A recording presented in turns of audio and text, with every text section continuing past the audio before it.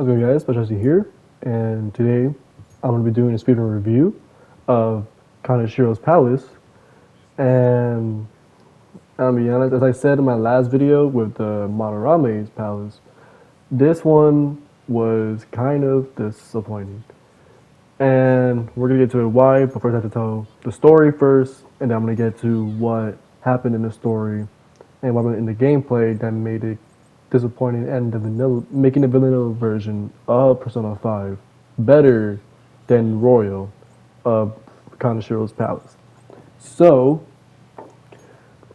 basically, what happens is Makoto is a person who has been interrogating and investigating the Phantom Thieves, and the principal has been calling her in, saying that he's getting worried about the Phantom Thieves and how they caught Kamoshida being a pedophile of some sort, and she wants Makoto to actually find out who are these Phantom Thieves, and will do things without her permission or without her acknowledgement, in a sense where she's kind of getting blackmail in some sort, and even being compared to her older sister, Sai.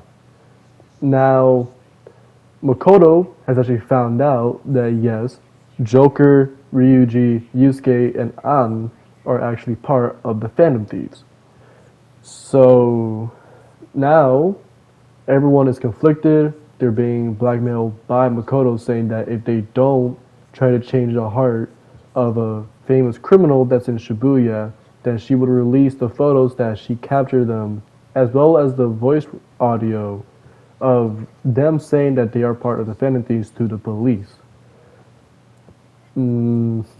So, yeah, basically we go to Shibuya, which we find out that there are actual people who are scamming kids into not only delivering drugs, but also having to give Kaneshiro money, or else their family and their livelihood would be in shambles.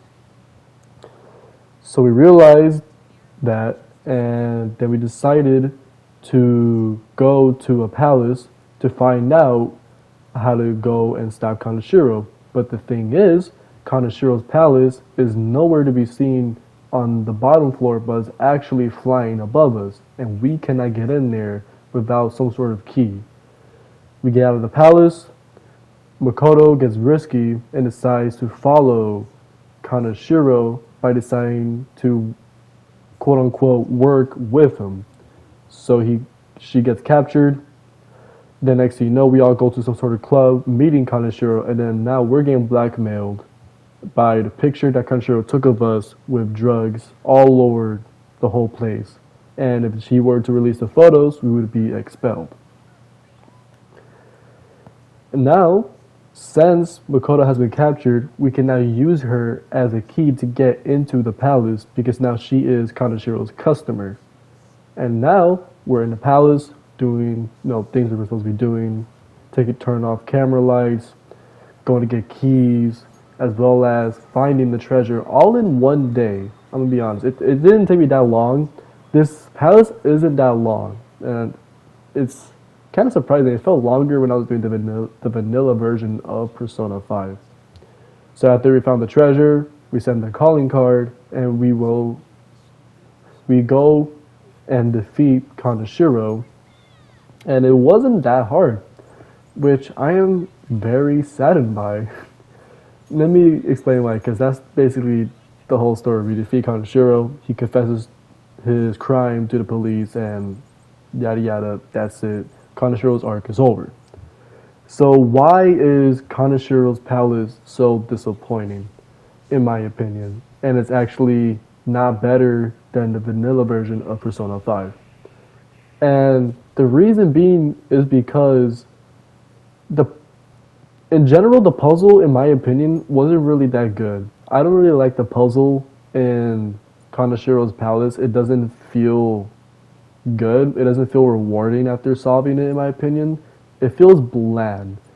Sure, it took me a bit and having to do fucking math to figure out how to do one of the puzzles, which was pretty sure it was gold or some shit. And you know, it did feel rewarding doing that one, but the other ones that you do don't really feel rewarding after completing the palaces. There are a few things that they did add to the palace that adds to Kaneshiro's personality that he is a money grubbing asshole, as Makoto would say. And they would add in a golden door that would cost over 10,000 yen, or currency, which is what yen is, and you could do an easy pass of all the enemies. But the thing that's really conflicting about that is like, yes, that does show a personality that he will do anything to get money out of you, but it doesn't take more than 2 minutes to just go around and go to that same exact place where the door is blocking you. It doesn't take that long to get there. So I did not see a point in having that door to begin with. Another thing that's kind of disappointing is the final boss fight with Kaneshiro. And I'll be honest, I enjoy Kamoshida's fight a lot more than Kaneshiro's. And that to me is pretty upsetting because that's a tutorial boss, which is a whole lot easier. He doesn't have more than 5,000 health in the first boss. Kaneshiro has more health and can do a lot more damage than Kamoshida.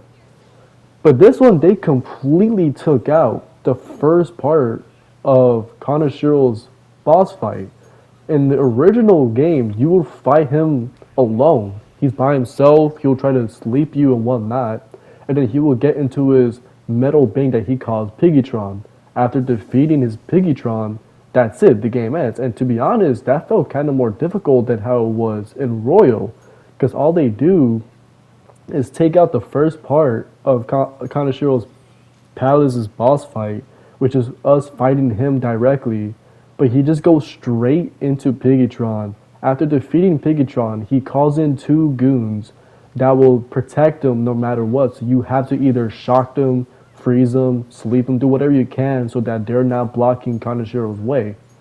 And that's very easy. I did this on hard mode, and it's not that hard to do, surprisingly.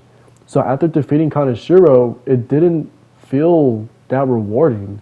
Sure, you have one of the best characters in the Phantom Thieves, which is Makoto, who is the most badass Phantom Thief character, and in my opinion, in all of Persona, in my opinion, which is could be a wrong opinion and whatnot. I never really played, but I did see gameplay of Persona 1 and 4 and whatnot. But wow, just doing the whole palace all in one day. And I thought it was going to be really rewarding doing all of that, but no. I just got all the will seeds. Of course, I had to do all that. I got all the little chests that was in there, which there was 4 golden locked chests, surprisingly, instead of 3 like it used to be. So there's that as well. And Makoto is a great character. Let me tell you, Makoto is really powerful. And from now on, you're only going to be seeing Makoto throughout my battles, because Makoto is just a strong character to begin with, just like Yusuke and Ryuji. These are 3 of the strongest characters that you can have in the game, in my opinion. Morgana and the other characters that I can't say yet are not that strong, as well as An Takamaki. I only see Morgana and An as support people, so I only use them in the backlines to heal me when I need them, and not wanting to use items. Makoto is the here's the thing with Makoto, she can heal people as well, basically replacing Morgana as an intelligent character of the Phantom Thieves and replacing An as a healer or a support character. And oh wow, Makoto is literally just a trump card. She's literally a jack of all trades. She'll take over everyone's fucking role. She's powerful like Ryuji and Yusuke. She can heal people like An. And she's just more intelligent than Morgana, getting shit correctly on her first try. And her persona, Johanna, is fucking badass. Have you decided to tread the path of strife? Yes. Come to me! Very well. Let us proceed with our contract at once. I am thou. Thou art I. You have finally found your own justice. Please, never lose sight of it again.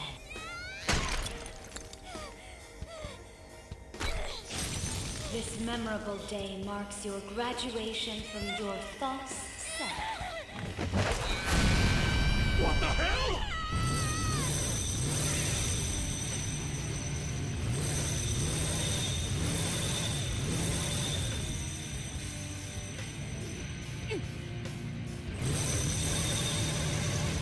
A persona? No, dude. It's a bike? I can feel it. Myself. Me. Got it!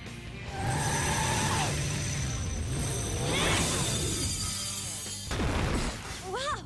Nice! What is that? I've never seen anything like it. You better earn your keep, or else I'll kill you! I will not lose heart again. Ever. I'll go full speed, non-stop. Right, Johanna? Like, oh my god. A fucking bike persona. This is something that not even Morgana knew about. And even Ryuji says that she's fucking badass for having a bike. And saying that his boat persona, which is Captain Kidd, is far more weaker and less cooler than the bike persona of Johanna. And in my opinion, that's true. It's fucking badass. Who the fuck would now want to pick Makoto? And Makoto's personality in general, and just her look, she's way better than any other girl, in my opinion, in this game. But the sad reality of this palace is it's not that good, in my opinion. It's definitely weaker than the one in the original version of Persona 5.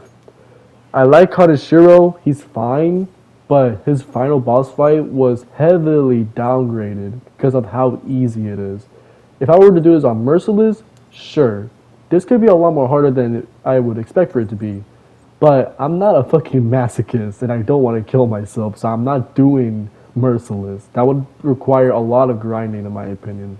And I'm not gonna be doing all that. So yeah. Do I think this palace was the worst?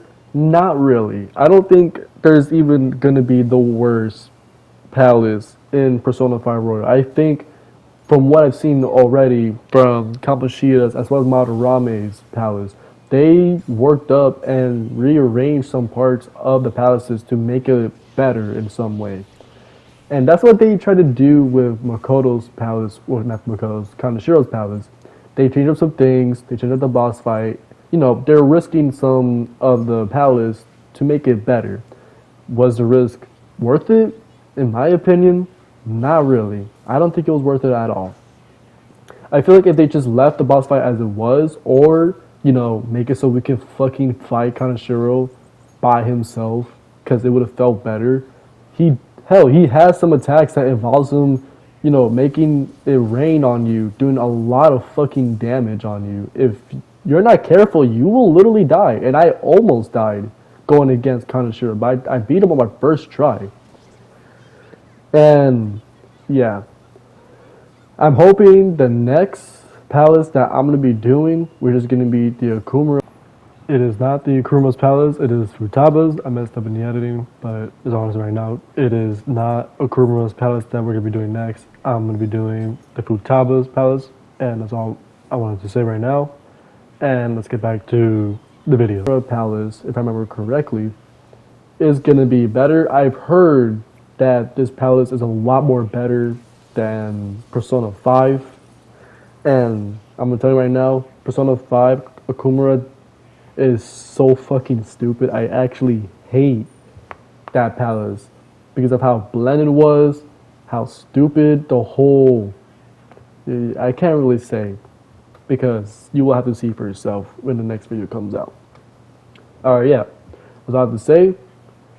And I hope you guys are liking this review of Persona 5 Royal's palaces. When I get to my final video, I'm going to be ranking all these palaces as well as, you know, ranking the game in general, because this game is, to me, a lot more better than Persona 5 original, in my opinion. And it already proved that to me when I beat the Kamoshida's Palace because of the amount of things that I can do and actually complete. And, it feels more rewarding. Please, thank you so much. Morgana was actually the worst fucking character in Persona 5. Not in battle, but just in general, he was plain annoying. And yeah, that's all I had to say. If you guys want to like and subscribe, I would want you guys to do so. I like doing these kind of videos, and I think it will make me doing these kind of videos a lot more enjoyable, and put a lot more effort into them, or be able to actually upgrade from doing share factory and whatnot. Because share factory is very limited to what I want to be doing, and yeah, that's all I had to say. Thank you guys for watching, and I'll see you guys next time.